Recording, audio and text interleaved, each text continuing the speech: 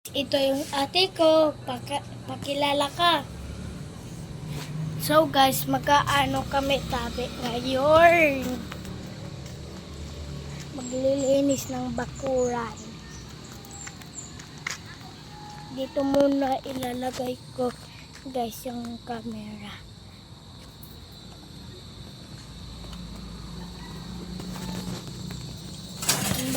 Word me, word all.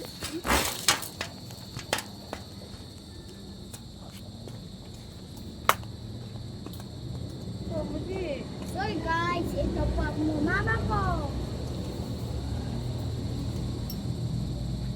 Saka guys, mag-aano kami, maglilinis yung bakura.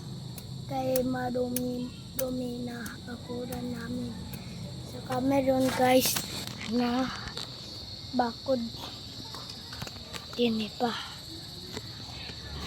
Kaya madaming nagsisira na walang paalam. Yan o, kung dyan. Doon o.